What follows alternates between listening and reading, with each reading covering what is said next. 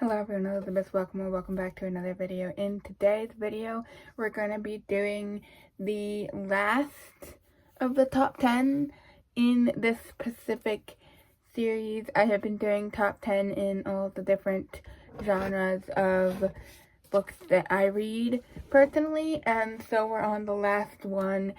And if you couldn't already tell by the title, and you can just guess by what my favorite genre book is, we are doing the fantasy genre. These are my top 10 favorite books in the fantasy genre.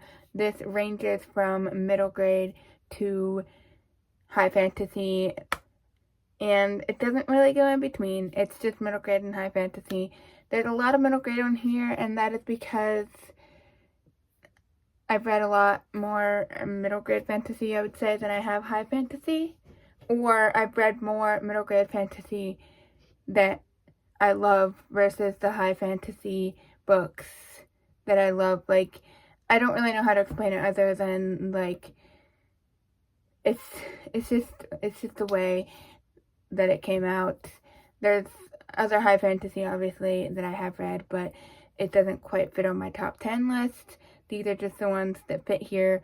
This is just what I came up with. I'm fairly certain this will completely change when I read more high fantasy and things like that. But at the moment, I haven't read like as much high fantasy as some people, and so if you're wondering why there's not more high fantasy on here, that's why, because I just haven't read all the different higher fantasy novels. There's just still so many on my mental TBR that I want to read, plus my physical TBR and all of that. First, let's talk about the honorable mentions that I don't currently have on my shelves. We have Yumi and the Nightmare Painter by Brandon Sanderson. This book was absolutely phenomenal. It's basically Brandon Sanderson's version of a romance novel, kind of, but it's set in a Cosmere, and yeah, it's lovely. Love that book. I do have two other Sanderson books that I own on this list, and I can't find them, and that is Elantris and Warbreaker. I loved those novels as well, and I feel like my brother must have taken them because I can't find them. They're not on here. I mean, they're not on my shelves. But they are honorable mentions. The last two honorable mentions. This one should probably be on the top 10, but I think the only reason I didn't quite put it on my top 10 is because I haven't read all of the books. I've only read two of them. That's Mistborn by Brandon Sanderson as well. Yes. It's a crime that I've only read two of these, I know. And that's the reason I haven't put it on my top 10, because I need to read the entire series, or at least the first trilogy, before I can properly put this on here, I feel like. I just feel like I need to properly read more of it. But it will probably most likely be on my top 10 fantasy next time I do this video. Hopefully I will have read the next one by then. And the last honorable mention is Beyonders, A World Without Heroes. This is book one in the Beyonders trilogy by Brandon Mule. I honestly went into this not sure how I was going to feel about this, because I read the Fablehaven series by the same author. Basically, my sister is super into this author. When we were kids, she used to love his books, and I tried to read the first Fablehaven book, wasn't really that into it, whatever, I didn't really care that much. And my family had read Beyonders, and it's like, oh my gosh, this is amazing, and I just was like, whatever, like, I kind of want to read that, but I never got around to it. Then, a few years ago, my cousin read all of the Brandon Mule stuff, and she was, like, obsessed with Fablehaven, and I was like, okay, I'll give Fablehaven another shot. And so I read all of the Fablehaven books, and I just didn't feel the same way she did about them. They're good books, don't get me wrong. If you're into middle grade, definitely would recommend Fablehaven. It's a good series. But for me personally, I was like, this is not the best thing I've ever read. Like, it's good, but it's not the best thing I've ever read. But then I read Beyonders, and I was like, this is amazing, this is phenomenal, this is just a trilogy, and yes, highly recommend that one for sure. I would recommend both, but Beyonders is a favorite for sure. At number 10, we have the first Law trilogy by Joe Abercrombie. These books are so, so good. I'm still making my way through his universe. I have to read the standalone novels. I read book 1 in the standalone novels, and I have 2 more in the standalone, and then I have the Age of Madness trilogy. But I loved First Law trilogy. This was so, so, so good. I will let you keep in mind this is an adult fantasy, so, we're coming out of the middle grade, and this is a bit more adult. There's nothing super, terrible in here or anything, but there is just a few things that you want to keep your eye on. But I love the characters. I love the writing. These books are so good. You're following a bunch of different characters, and it's so good. This is grimdark, so it's a little bit different than other fantasy. It's in its own little fantasy subgenre, so to speak. But I've never really read a grimdark, but this is definitely phenomenal. Then we have another middle grade, because there's just a lot of middle grade in here. What can I say? That's just a lot of what has been my favorite. We have the Inkheart trilogy by Cornelia Funke. Honestly, I read this and I just absolutely loved it. What inspired me to read this series? The movie. I grew up watching the Inkheart movie. I loved this movie. And I was like, I should read the book. And then I read the book and I was like, this is great. And then I read book 2 and 3 and I was like, this is even better. Because if you've watched this movie, it's a little bit similar, but it's also very different at the same time. They're both really good in my opinion. I still like the movie. Book number 8. And we have The Kingkiller Chronicles by Patrick Rothfuss. This is one of the series on here that's unfinished series. Also, I forgot to mention this, but most of these are series, and I am just lumping the entire series as one spot and not one specific book in the series, because some of these, if you told me to pick a favorite, I don't know if I could. So, we have The Kingkiller Chronicles by Patrick Rothfuss. This is book 1, Name of the Wind. This is a book series. I think it's supposed to be a trilogy.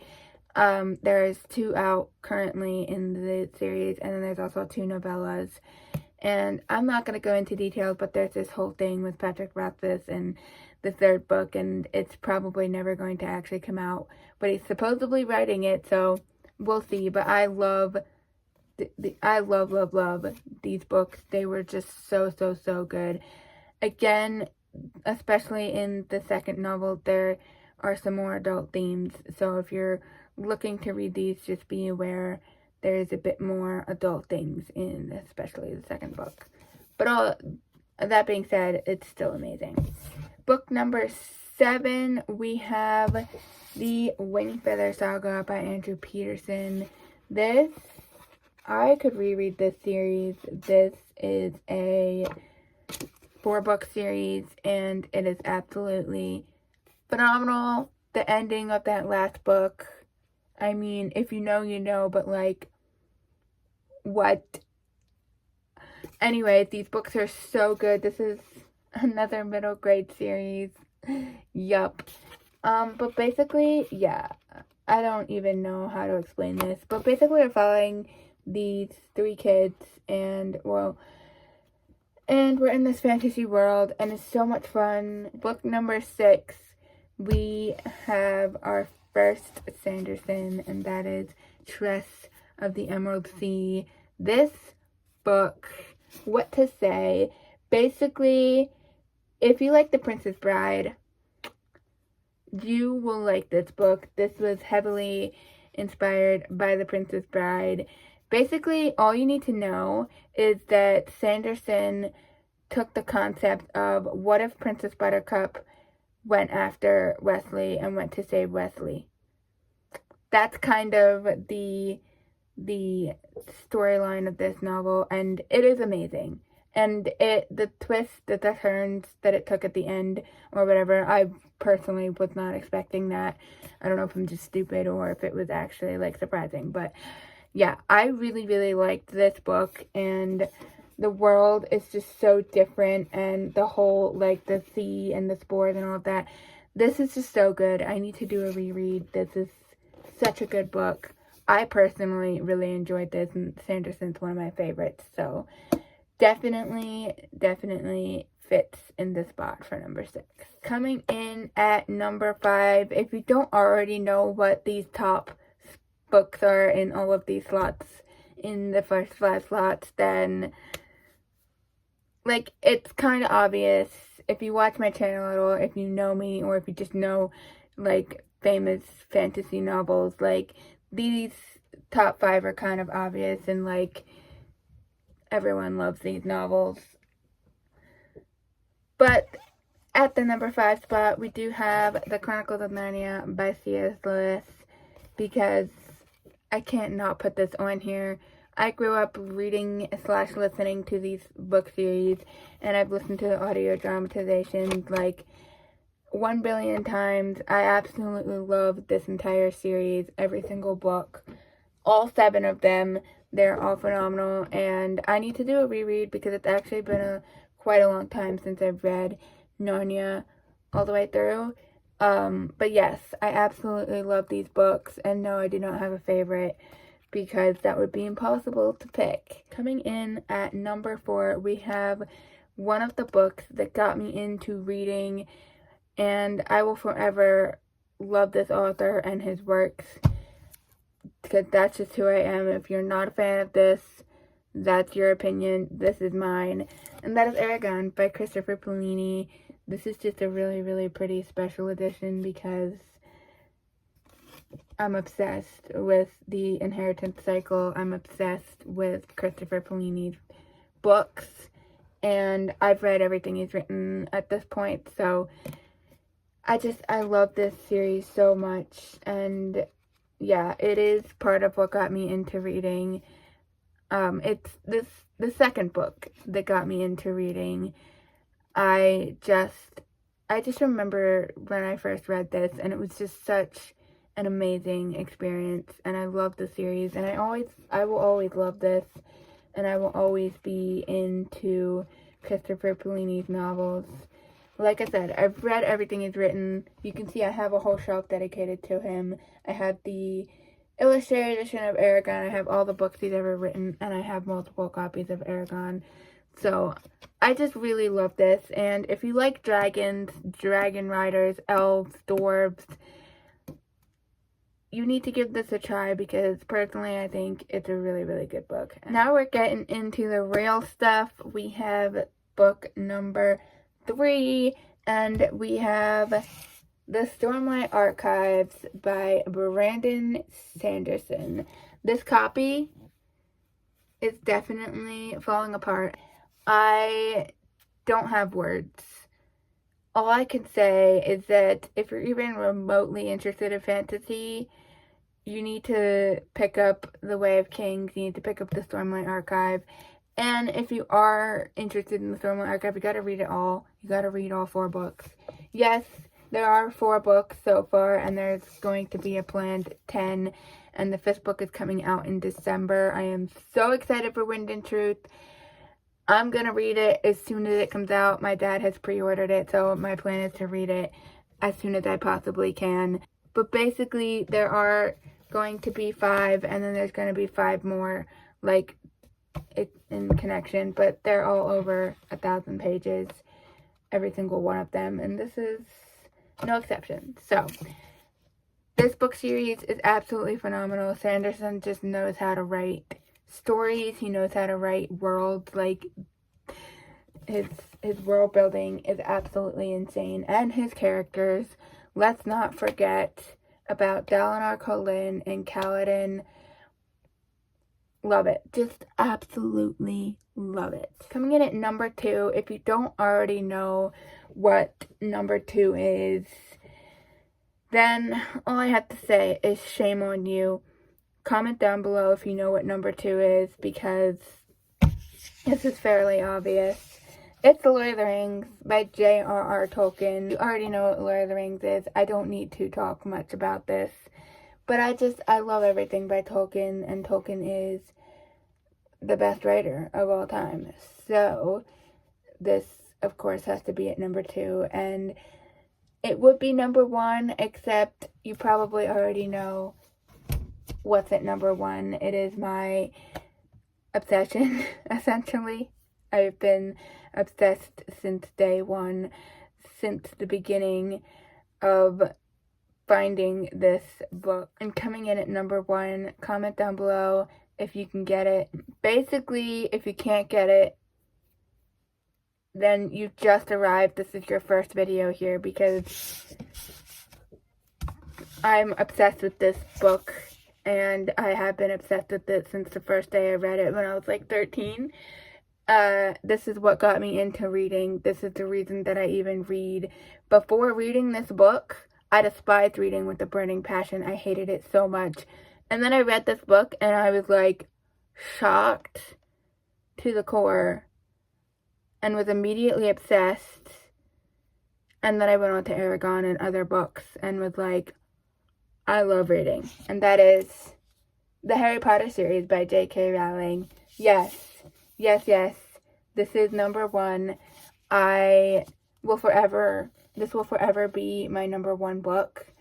I always say that this and Lord of the Rings will forever be my number 1 and number 2 spot. Nothing will ever replace these for me because they're just that phenomenal.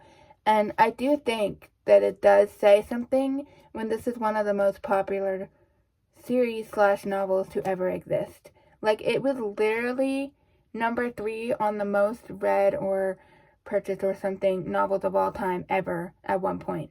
It was number 3 on that list, or number 2. I think it was number 2 at one point. I think some other things have surpassed it now, and it's like number 7. But even so, that's insane. Like, how many books do you read that are that high up, like, or that are that popular? Like, there's a lot of popular books, but this is beyond popular. Like, people who don't read love this book. People who read love this. Like, everyone loves this book. Everyone. This is phenomenal. And you know what? They're all equal. All of the books are equal. If I have to choose a favorite, I'm not gonna lie, it is Deathly Hallows, because I just personally have an attachment to that book. I just think it's amazing. But otherwise, they're all tied because they're all phenomenally amazing in my opinion. And I just love them all equally because this is the one thing that I really, really love when it comes to books. It is the Harry Potter books. It's the only book series I've read 11 times all the way through, okay? So that's what I have to say. Also, I don't do that. I don't read books more than like 2 or 3 times, or haven't, because, you know. But Harry Potter, I have actually read physically all the way through 11 times. Yeah, that is my top 10 fantasy novels of all time. I am sure this will change when I read more of the fantasy novels that are on my currently physical TBR and also just my mental TBR. There are so many that I want to read, and most of them are high fantasy. So I'm sure that more will be added to this list and some will come out of here. But this is just what it is for me at this current moment in time. I hope you enjoyed this video, and I will see you in the next one. I hope you have your own fun reading adventure.